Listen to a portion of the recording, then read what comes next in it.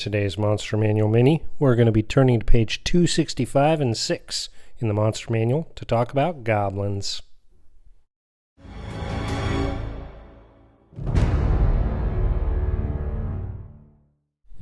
Goblins, now a playable race in D&D 5e. However, we're going to be talking about the Monster Manual goblins and how I use them to paint my goblin miniatures. So the goblins are small humanoids, generally neutral evil. They've got an armor class of 15. It's usually leather armor and shield. Side note, I make sure that the goblins have worn leather and shield that are not very salvageable. Hit points average 7. That's 2d6 if you roll them. Their speed is 30 feet. Kind of weak with a strength of 8, but dexterous with a dexterity of 14, constitution of 10, intelligence of 10, wisdom of 8, and charisma of 8. They do have stealth plus 6 as a skill. They also have dark vision to 60 feet. Average passive perception is 9. Languages are generally common and goblin. Their challenge rating is 1/4 or 50 experience points each. They have a nimble escape, so they can take the disengage or hide action as one of their bonus actions on each of their turns. And for their actions, they have a regular attack. So generally a scimitar, which is a melee weapon attack, plus 4 to hit, 5-foot reach. One target, they'll hit for 5 average hit points. That's 1d6 plus 2 slashing. And a short bow. Ranged weapon attack, plus 4 to hit, with a range of 80 feet and 320 feet for long range. One target, average hit of 5. That's 1d6 plus 2 piercing damage. So I've painted a few different goblin minis here. I like to use them in multitude against player characters, of course, averaging from 1st to 4th level. And it's a challenge because what color are goblins? How do you paint them, and how do you really convey that kind of neutral, evil, goblinoid self? So I've painted some with green skins, some with more reddish skins. I'm just trying to make them look different, exotic, and monstrous.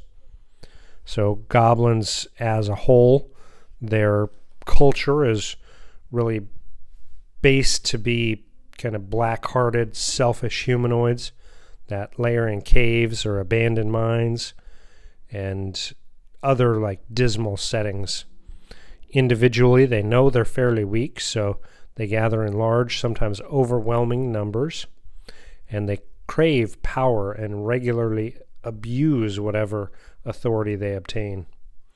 So one thing that I really like to utilize with my goblins in my campaigns are their kind of pack tactics. Even though they don't have that as a skill, I make sure because they're gathered in a tight community that they have good communication to each other because they don't want to be caught off guard. And of course, the strongest and smartest among them are going to become the goblin leaders. So whether they call themselves a king or queen, who's really nothing more than a glorified goblin boss, they'll rule over hundreds of goblins spread out among multiple layers to ensure the tribe's survival. So goblin bosses are easily ousted. Many goblin tribes are taken over by hobgoblin warlords or bugbear chiefs. So if you want to have goblins be kind of the front-end soldiers and have goblins be led by another villain, that's a great thing to do. For a goblin boss, you're looking at some increases in some of the stats. Their CR rating is 1, so 200 experience points. Armor class of 17 because of chain and shirt. Average hit points are 21, 6d6. Speed of 30 feet. Here, most of the stats are similar, but slightly up, with a strength of 10, dexterity of 14, constitution of 10, intelligence of 10, wisdom of 8, charisma of 10, stealth still +6. Dark vision to 60 feet. Passive perception still at 9. And still common in Goblin for languages. They also have the nimble escape. Their actions, however, they have a multi-attack, so they can make 2 attacks with their scimitar. Now the second attack does have disadvantage, but it's still a multi-hit.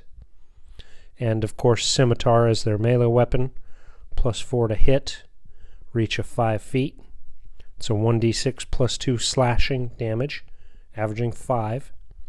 And then a javelin for a melee or ranged weapon attack, +2 to hit, 5-foot reach, or if they're throwing the javelin, the range is 30 feet and 120 feet for long. Of course, 1 target and 1d6 piercing damage. The Goblin boss also has a reaction. They can redirect their attack. So when a creature that the Goblin can see targets it with an attack, the Goblin chooses another Goblin within 5 feet of it. The 2 Goblins swap places and the chosen Goblin becomes the target instead. So this is a great way to keep your boss kind of, as long as he has some smaller Goblins around him, out from being hit by the heavy frontline hitters. And of course the primary driving force for monstrous Goblins is they're motivated by greed and malice. They can't help but celebrate the few times they have the upper hand. So they'll dance and caper with sheer joy when victory is theirs. Once their revels have ended, Goblins delight in the torment of other creatures and embrace all manner of wickedness. Because even though they are a playable character, the race as a whole is neutral evil. And a lot of that is because of their worship of Meglubiet, who is the Mighty One, or the Lord of Depths and Darkness, the god of the Goblins. He is a greater god, envisioned by most Goblins as an 11-foot tall, battle-scarred goblin with black skin and fire erupting from his eyes. He's worshipped not out of adoration but fear. So the Goblins believe when they die in battle, their spirits join his ranks in the army on the plain of Acheron. So whenever I'm having my party encounter Goblin lairs, I often have a rough, almost cave drawing image somewhere in their lair showing the worship of their god, and have small baubles and burnt out torches near the feet of the drawing on the wall. It's a good way to tie in and show the driving force on why they're evil, and kind of bring back that black-heartedness. So for these minis, you can see I've used quite a few different colors on these. I've got 2 that are green and 1 that's red, and I really look for textures that don't really complement each other. I want it to look like the Goblins have piecemealed their equipment together. So the helmet may be a different shade of gray from the plate, and they'll have mismatched colors. So this one here, you can see the kind of purple tunic bits hanging down low, or the skirted tunic, and a dark furry cloak, and boots that don't match the leather in the cloak. I try to give them all kind of yellow eyes. Instead of using ivory as the base, I use soft yellow to make them look a little more monstrous and different. And this one here, of course, is carrying an axe instead of a scimitar, but it's okay. You can swap out the weapons that the Goblins are carrying just to add a little more role-playing flavor. So this one here is sculpted by Reaper. I love the Reaper Goblin sculpts. I think they have a lot of detail and really convey kind of the grotesque evilness of what I envision and utilize Goblins in my campaigns as. And for some scenarios, again, I really envision Goblins trying to overrun a party of adventurers, so while I don't have a whole lot of goblin minis, I definitely try to keep a few on hand so that I can use them in mass. So here I've got just some goblins in a cavern. As the party is moving up into the cavern, the goblins are going to attack from the front and really kind of draw out the rogue probing ahead and the frontline heavy-hitting fighter.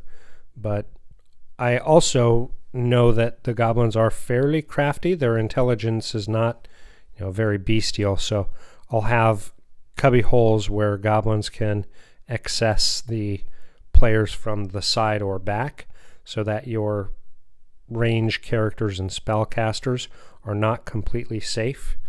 Goblins in their lairs are going to be thinking about multi-approach. In this scenario here, we've got a goblin kind of blocking a door to a natural bridge, and as the party is crossing to confront the goblins from a cave below are going to scurry to come from behind. So this gives one goblin a range attack on the upper end, one goblin attacking the rear flank, and a goblin attacking from the front. So it's always good to try to overwhelm your players. Let me know how you utilize goblins in your campaign with a comment below.